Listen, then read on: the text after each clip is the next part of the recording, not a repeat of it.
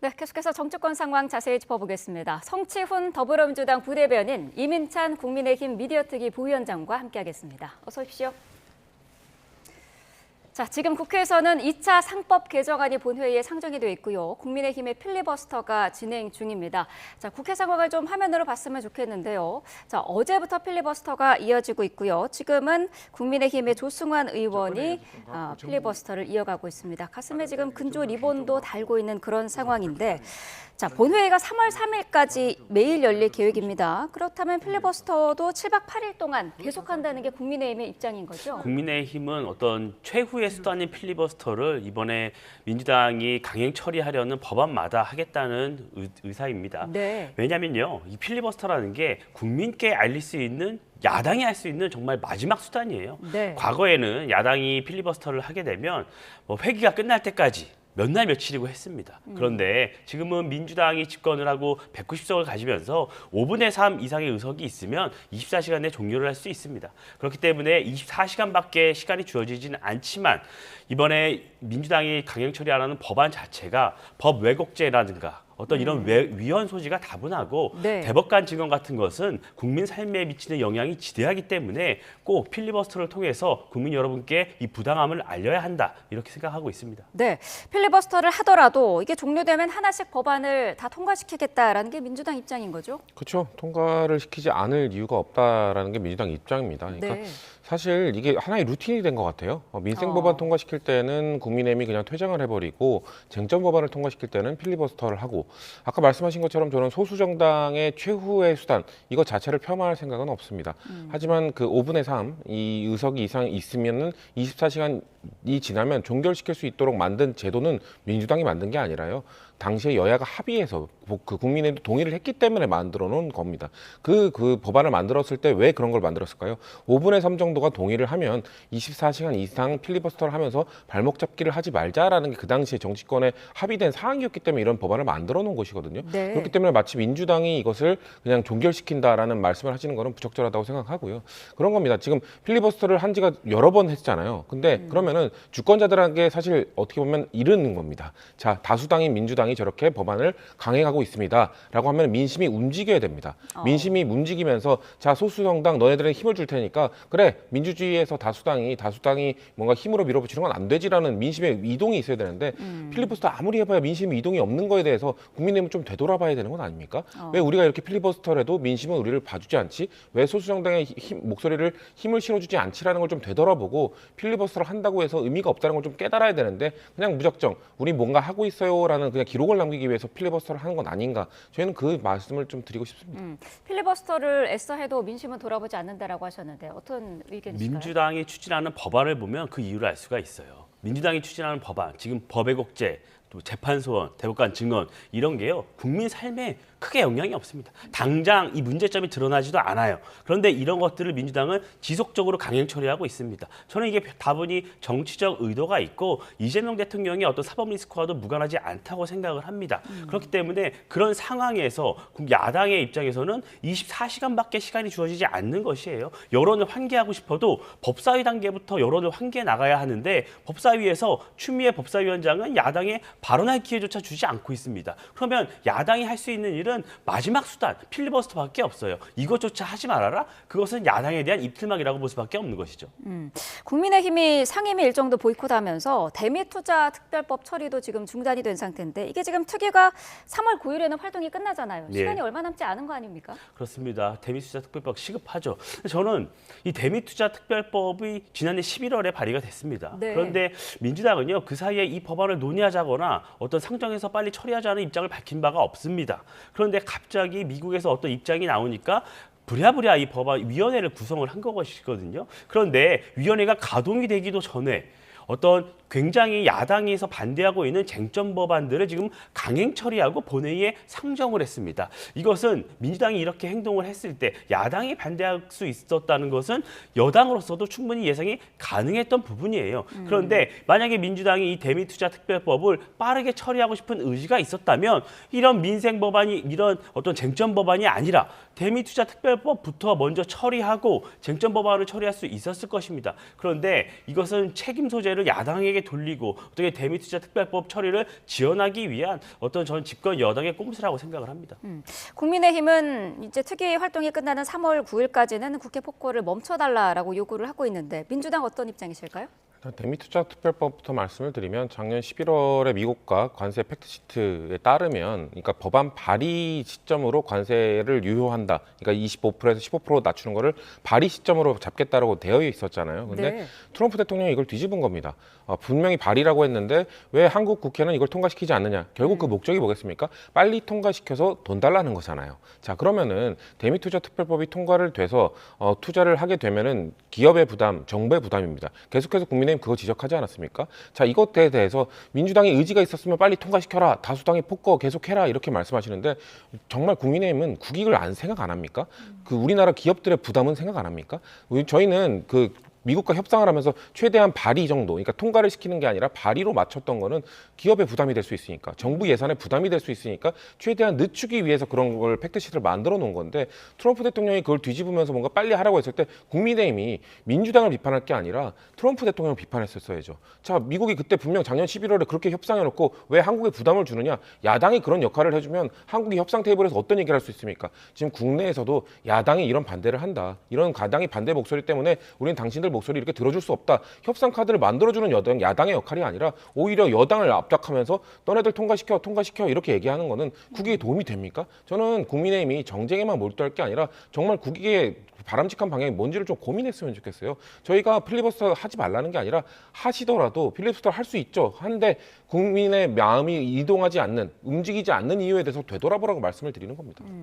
네, 그 말씀은 그러면 이 대미 투자, 그러니까 한미 관세 협상이 타결됐을 때 민주당이 얼마나 많이 홍보를 했습니까? 잘된 협상이고 성공한 협상이라고. 그러면 지금 그 말씀은 민주당은 이 대미 투자 특별법을 지연시켜 갖고 한미 관세 협상의 이행을 늦추려는 거잖아요. 그 의도가 녹아 있다고 저는 보는 것이에요. 그것은 공공연하게 청와대 관계자들도 발언을 했습니다. 그러니까 환율 상황이 좋지 않기 때문에 이 대미 투자 특별법을 지연시키고 그럴 걸 통해서 어떤 대미 투자 시점을 최대한 늦추겠다는 의도가 미국으로부터 하여금 저항을 나오게 만든 것입니다. 그것은 정부가 잘못을 한 것이죠. 국익을 생각하지 않는 게 아니죠. 저는 한미 간의 협상을 했으면 이행을 해야 된다는 것이에요. 왜냐? 이행을 하지 않았을 경우에 미국의 반발, 그것에 따른 기업의 예측 불가능성이 오히려 더 기업의 이익을 저해할 수 있다는 것입니다. 지금 기존에 이 관세가 인하됐다가 또 갑자기 미국이 관세를 올렸습니다.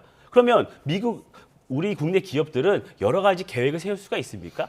그러니까 기업의 예측 가능성, 투자의 가능성 이런 것들을 모두 고려해서 해야지 무조건 어떤 시점을 늦추겠다. 이렇게 해서는 어떤 기업으로서 예측 가능성이 도모할 수가 없는 부분이죠. 국민의힘은 대체 누구 편입니까? 그러니까 저희가 협상을 할 때 최대한 늦출 수 있도록 하는 거는 정말 국익을 생각해서 늦춘 거 아닙니까? 정말 대한민국 편이면은 그럼 잘했다고 평가를 해줘야지 그거에 대해서 지연 전략? 한국의 입장에서 생각하면 그게 지연입니까? 기업을 생각해서 국민들의 예산을 생각해서 최대한 늦출 수 있는 우리의 국익을 우선적으로 하는 선택이지 미국 입장에서 보면 그게 지연이죠. 어떻게 지연이라는 단어를 한국에 있는 야당에서 먼저 쓸 수 있냐는 저는 대체 국민의힘이 누구 편이냐. 아까도 말씀드렸죠.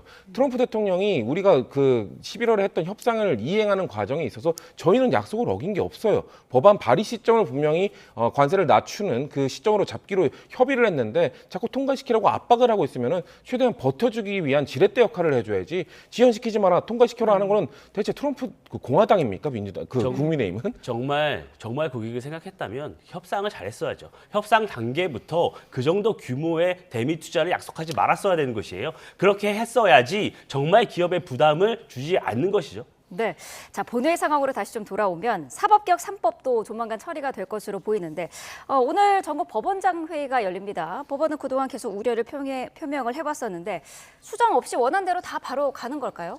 조금의 수기가 좀 있을 수는 있습니다만 네. 저희가 생각할 때는 대법원의 입장이 너무 늦었다는 말씀을 계속 드립니다. 사실 대한민국의 사법부는 그 대법원과 헌법재판소로 되어 있잖아요. 예를 들면 재판소법 같은 경우는 헌법재판소에서는 괜찮다라고 얘기를 하고 있습니다. 오히려 그것을 해야 된다고 얘기를 하고 있죠. 있죠. 저희는 그래서 이 사법개혁 관련된 법안을 작년부터 논의를 할 때 대법원 나와서 직접 좀 얘기를 해라. 그때 법원 행정처장이 나오긴 했습니다만 조희대 대법원장 왜 나와서 얘기 안 하냐 늘 얘기하고 있거든요. 조희대 대법원장 요즘 들어서 갑자기 입장을 표명하고 있는데 통과가 될 것 같으니까 뒤늦게 갑자기 반응하고 있는 것이거든요. 왜 작년에는 얘기를 안 했습니까? 그 당시에는 대법원장이 이거에 대해서 왈가왈부하는 것, 그 뭔가 국회에 나와서 이야기하는 건 부적절하다라는 입장을 계속해서 얘기했었거든요. 좀 더 적극적으로 이야기를 했다면 그 당시 대법원장으로서 뭔가 국민들께 얘기를 했다면 이 논의 테이블 수기의 시간이 좀 더 길어지지 않았을까요? 근데 그때는 외면하고 뭔가 방관하다가 이제 와서 갑자기 통과 직전에 오니까 입장을 하고 법원장 회의를 열고 하는 것이 국민들이 보실 때는 글쎄요 사법부가 마지막에 와서 갑자기 입장을 표명한다 너무 늦은 반응이다 이렇게 생각하시지 않을까요? 네, 어떤 입장이실까요? 그런 자리를 많이 마련해서 대법원이나 이런 사법부의 의견을 반영해서 법안을 만드는 단계부터 반영을 했어야 되는 부분이에요. 법원 행정처장이 이미 수차례 위헌 소지가 있다는 말씀을 많이 드렸었잖아요. 네. 그래서 저는 이 부분이 민주당이 집권한 이후에 조희대 대법원장을 공격하는 모습, 지기현 재판부를 공격하는 모습, 여기서부터 사법부를 흔들고 지금 그 연장선에서 사법부를 장악하기 위한 3법을 추진하고 있다. 이렇게 보고 있습니다. 법 왜곡죄라고 말씀을 하시는데요. 이 부분에 대해서는 위헌 소지가 다분하죠. 또 명확성도 떨어질 뿐더러 과거에 민주당이 이 부분에 대해서 그렇게 추진을 한 바도 없습니다. 그리고요. 이 재판 소원 문제 같은 경우에도 과거에 심상정 정의당 의원이 발의한 적은 있습니다. 그런데 그때 민주당 아무 의견도 내놓지 않았었어요. 그런데 왜 지금에 와서 내놓습니까? 대법원이 입장을 밝힌 바가 있는데요. 이 재판 소원 같은 경우에는 과거에 민주당이 법안조차 발의한 적이 없었는데 이재명 대통령에 대한 공직선거법 파기 환송심의 이후부터 민주당이 법안을 발의하고 움직임이 시작된 겁니다. 그러니까 이것은 정치적 의도가 다분하다고 볼 수밖에 없는 것이에요. 특히 법 왜곡죄에 대해서는 정말 심각한 부분이 있는데요. 이 법안이 아직 처리가 되지도 않았잖아요. 그런데 민주당 모 법사위원 같은 경우에는 지기현적 재판부가 원하는 대로 결과를 내놓지 않는다면 이 법 왜곡죄로 처벌할 수도 있다. 이런 발언을 벌써부터 하고 있습니다. 이 말의 함의는 민주당이 원하는 대로 판결을 내놓지 않는다면 법 왜곡죄로서 처벌할 수 있는 그렇게 여론을 환기시킬 수 있는 그렇게 가능성이 있다. 이것을 정치적 의도가 있다는 것을 민주당이 공공연하게 벌써부터 알리고 있는 것이에요. 이런 법안을 어떻게 야당이 찬성을 할 수가 있겠습니까? 그러니까 저런 말씀이 왜곡하는 거거든요. 그러니까 지금 재판소원법은 지금 민주당의 아니면 다수당이 아니면 정권이 마음에 드는 판결이 나왔을 때 그걸 바로잡겠다는 게 아니라 그거에 대한 기준은 오롯이 사법부가 하도록 되어 있습니다. 그런 법안을 뭐 마치 야당, 다수당이 하고 싶은 대로 마음대로 한다라는 건 그야말로 왜곡이라는 말씀을 드리고요.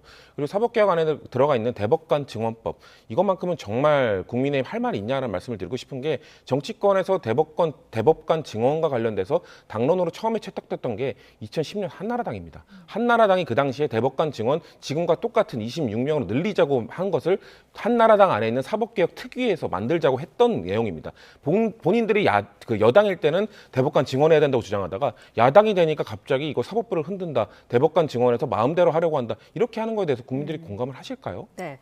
어제 법사위에서 행정통합법에서는 좀 이슈가 있었습니다. 광주 전남 행정통합법은 통과가 됐고 계속해서 찬반 논란이 있는 충남 대전을 제외하고 대구 경북까지는 같이 처리가 되지 않겠느냐 했는데 국민의힘 측에서 반대 의견이 있었던 건가요? 반대를 하진 않았죠. 네. 어제 법사위 상황을 좀 돌이켜볼 필요가 있어요. 그러니까 3개의 특별법이 상정이 돼서 논의가 좀 됐었죠. 네. 근데 추미애 위원장이요. 어떤 야당에게 발언 기회조차 주지 않고 어떤 대전 충남 대구 경북 특별법 같은 경우에는 내부 반발이 있으니 지역의 반발이 있으니 보류하겠다라고 했습니다. 그래서 국민의힘에서는 아니 발언 기회를 달라 의견을 충분히 개진하겠다고 요청을 했는데 발언 기회를 주지 않았어요. 그렇기 때문에 좀 논란이 커진 부분이 있습니다. 국민의힘의 입장은 명확합니다. 행정통합 필요합니다. 네. 그런데 내실이 중요하다는 거예요. 허울만 갖추는 통합, 어떤 지방선거 전에 정치적 의도를 갖는 통합은 지역 발전에 도움이 되지 않는다는 겁니다. 광주 전남 특별법 같은 경우에는요, 법 조문이 413개가 됩니다. 대구 경북이나 충남 대전 같은 경우에는 390여 개에 불과해요. 이 법 조문 수가 왜 중요하냐 말씀을 드리면, 이 법 조문 하나하나가 특별법에는 어떤 특례 조항입니다. 그 지역에서 우리 지역의 자율성을 갖고 우리 지역을 맞춤형으로 좀 더 발전시키겠다는 그런 법 조항이 근거가 담긴 것이에요. 광주 전남 같은 경우에는 충분히 이 부분이 담겼기 때문에 지역에서도 반발이 없는 것입니다. 네. 그런데 대구 경북이나 충남 대전 같은 경우에는 굉장히 아직 부족하다는 여론이 많습니다. 그렇기 때문에 좀 더 조율할 것이 필요합니다. 뿐만 아니라 5극 3특 중에서요, 지금 5극에도 집중을 하지만 3특, 그러니까 특별자치도에 대한 이런 좀 더 법안을 다뤄야 된다는 의견도 만만치가 않아요. 형평성을 갖춰야 된다는 겁니다. 그러니까 강원특별자치도 같은 경우에는 법안이 84개밖에 안 되는데 지금 전혀 법안 처리를 해주지 않고 있어요. 그러니까 국민의힘은 5급 이런 행정통합뿐만이 아니라 특별자치도 또한 형평성에 맞춰서 똑같이 지방분권 발전을 시켜야 된다는 요구를 지금 정부 여당에 드리고 있는 것입니다. 네, 어제 이걸 두고 주호영 의원이랑 송문석 원내대표 사이에 좀 경론이 오갔고, 이 과정에서 송 원내대표가 사퇴까지도 언급을 했다던데, 이 부분은 지금 잘 마무리가 됐나요? 잘 마무리가 됐고요. 좀 오해가 있었습니다. 네. 그러니까 법사위가 10시에 개의를 해서 11시쯤에 이제 추미애 위원장이 대구 경북 특별법을 보류를 시켰어요. 그러니까 국민의힘의 의원총회가 11시에 시작이 됐습니다. 네. 그러니까 의원총회가 시작될 즈음에 이 소식이 전해지니까 지도부를 향해서 이게 어떻게 된 것이냐 좀 설명을 해달라라는 요구가 있었고, 그러니까 그 발언을 하는 의원도 어떤 법사위 상황, 추미애 위원장의 입틀막의 상황에 대해서는 알지 못한 상황에서 그 지도부의 해명을 요구한 것으로 알고 있었는데, 그 이후에 다시 좀 모임을 갖고 오해는 풀었고 앞으로 이 부분에 대해서 추진하기로 의견을 모은 것으로 알고 있습니다. 네, 추미애 위원장이 국민의힘에서 대구 경북 통합에 대해 반대해서 통과하지 않는다라고 한 걸 두고 송문석 원내대표가 언제부터 법사위에서 야당의 이야기를 경청했느냐 이렇게 일침을 놓기도 했던데요. 야당 얘기를 들으려고 하면은 안 들어줬다고 계속 얘기를 하고, 또 뭔가 계속 야당이 반대를 하다가 그래서 여당이 좀 통과시키려고 하면은 폭주라고 하고, 대체 어느 장단에 맞춰야 되는 겁니까? 그리고 지금 대전 충남 통합부터 말씀을 드리면 이게 졸속이라고요? 졸속이라고 하면 누구의 책임이 있습니까? 현재 대전시장 어느 당입니까? 현재 충남지사 어느 당입니까? 다 국민의힘입니다. 국민의힘 소속인 대전시장과 국민의힘 소속인 충남지사가 이 대전 충남 통합 먼저 하자고 했습니다. 수년 전에 같이 하자고 해가지고 그 두 단체장이 뭔가 합을 맞추면서 뭔가 해왔던 겁니다. 자꾸 졸속, 내실이 없다 말씀하시는데, 그럼 내실을 준비하지 못한 그 두 광역단체장의 책임이 없습니까? 그 두 분은 뭘 준비한 겁니까? 내실 말씀하시는데 쟁점은 결국 지금 핵심은 돈입니다. 그 통합을 했을 때 예산을 얼마만큼 줘야 된다고 하는데, 그쪽에서 그 두 단체장이 처음에 주장했던 만큼의 예산이 들어가지 않으니까 지금 반대를 하고 있는 건데, 사실 예산의 문제, 그리고 지금 통합을 했을 때 누가 이길 것인가 정쟁의 문제, 정치적 쟁점의 문제, 이런 것들로 뭔가 집중을 하다 보니까 처음에 정말 대전과 충남을 정말 국민의힘이 소속이 되어 있을 때는 합치면 좋겠다라는 생각을 하고 있다가, 이것이 예산에 약간 부족이 있고 우리가 원했던 만큼 예산을 못 받고, 그리고 지금 통합했을 때 뭔가 정치적으로 누가 이길지를 그걸 따지다 보니까 그러니까 반대하는 건 아닙니까? 저희 입장에서 그렇게 생각하는 거예요. 아니, 시작을 했던 거는 국민의힘인데 갑자기 와서 졸속이라고 얘기하는 거는, 그러면은 국민들이 느낄 때는 이게 왜 졸속이지? 국민의힘이 시작했던 거를 민주당이 통과시키겠다고 하는데 갑자기 졸속이라고 하는 거는 무슨 의미지? 국민들께서 의아해하시지 않겠냐? 저희는 이 주장을 하는 겁니다. 각 당의 사용도 좀 짧게 짚어봐야 될 것 같은데요. 국민의힘에서는 지금 4선 이상 중진 의원들이 장동혁 대표에게 면담을 요청했고요. 소장파 의원들도 의총을 다시 열어달라. 지금 이런 상황에서 선거를 치러도 될지 투표를 해보자라고 하던데, 투표라든지 면담이 이루어질 가능성이 있을까요? 글쎄요, 당내 어떤 향후 어떻게 당이 나아갈지 노선에 대해서 투표를 하는 게 좀 적절한지에 대한 좀 의문은 좀 당내에 있는 것으로 좀 알고 있습니다. 네. 그러니까 지금 지방선거 전략에 대해서요, 장동혁 대표를 함께하는 어떤 당 지도부와 그 밖에 다른 의원분들이 좀 생각이 좀 다른 부분이 있어요. 그러니까 장동혁 대표 같은 경우에는 어떤 과거의 문제에 대해서 충분히 사과드렸고, 이미 윤석열 전 대통령이 탈당했고 어떤 책임을 통감하는 메시지도 많이 냈고 절연의 메시지도 수차례 발신을 했다. 또 이것을 요구하는 것은 야당에 짜놓은 프레임에서 우리가 또다시 시계를 과거에 돌리는 것이다. 그렇기 때문에 지금 우리가 해야 될 것은 대여 투쟁. 지금 이재명 정부가 여러 실체하고 있는 부분, 부동산 문제나 이런 민생 법안 이런 부분에 대해서 우리가 대한정당의 모습을 보여야 하는 그 시점이다. 그 방향으로 나아가자는 말씀을 드리는 것인데 네. 또한 다른 의원분들은 또 다른 생각이 좀 있습니다. 그래서 의원총회에서 그 부분이 충분히 의견 수렴이 되지 않았다고 주장하는 분들이 계시기 때문에 저는 지금 필리버스터 전국이 좀 종료가 되면 한 번 더 당 내에서 좀 총의를 모으고 장동혁 대표가 좀 그런 부분에 대해서 좀 총의를 모아서 좀 단합되는 모습을 보여야 될 시점이 아닌가 좀 생각을 합니다. 지속적으로 야당이 좀 분열되고 내분을 일으키는 모습을 보이면 네. 특히나 지금 필리버스터를 하고 있는 여러 가지 위헌 소지가 다분한 법안들에서도 제대로 국민께 알리기 좀 어려운 부분이 있어요. 그러니까 저는 이런 선후 관계가 있기 때문에 일단 필리버스터에 지금 집중을 하고 그 이후에는 장동혁 대표가 좀 리더십을 발휘해서 당내 총의를 좀 모았으면 한다 이런 생각을 말씀드립니다. 네, 민주당에서는 뭐 친노 친문 세력과 대치하는 이른바 뉴 이재명 세력이라고 불리더라고요. 뭐 이 대통령만 지지하는 세력이 결집하고 있다 이런 얘기가 나오고 있던데요. 글쎄요, 뭐 이런 것들 계파 갈등이 본격적으로 시작되는 것 아니냐 다양한 분석들이 있는데요. 네. 글쎄요, 계파 갈등은 그 정당, 정치에서는 그냥 기본적인 겁니다. 계파는 당연히 있을 수밖에 없는 것이고요. 정당이 나뉘어 있듯이 정당 안에서 하나의 의견만 주장할 수는 없습니다. 오히려 저희는 이렇게 계파가 나뉘어지고 다양한 의견들이 나오는 게 건전한 민주정당이라는 말씀을 드리고 싶은 이유가요. 네. 국민의힘에서는 어떻습니까? 다른 의견 표출하는 사람들 징계하지 않았습니까? 한동훈 전 대표 쫓아냈죠. 김정혁 전 최고위원 쫓아냈죠. 배현진 시당위원장 지금 박탈당하고 있죠. 그리고 원외위원장들 뭔가 당대표에 대해서 반대를 하거나 의견 표시를 다른 입장을 표명하면은 갑자기 징계 위에 회부가 됩니다. 그런 모습이 민주적인 정당입니까? 아니면 다양한 의견이 나오면서 뭔가 뉴 이재명이다. 아니면 뭐다. 이렇게 뭔가 친 이렇게 나뉘면서 뭔가 다양한 의견들을 나누는 게 민주적인 정당입니까? 저희 안에서는 이거에 대해서 국민의힘은 갈등을 부추기면서 뭔가 갈등이 본격화되고 있다 말씀을 하고 싶겠지만 국민들이 보실 때는 그냥 건전한 민주적 정당의 운영이 되고 있다라고 봐주실 거라고 저희는 생각하고 있습니다. 네, 알겠습니다. 자, 오늘 두 분 말씀은 여기까지 듣겠습니다. 성치훈 더불어민주당 부대변인, 이민찬 국민의힘 미디어특위 부위원장과 함께했습니다. 고맙습니다.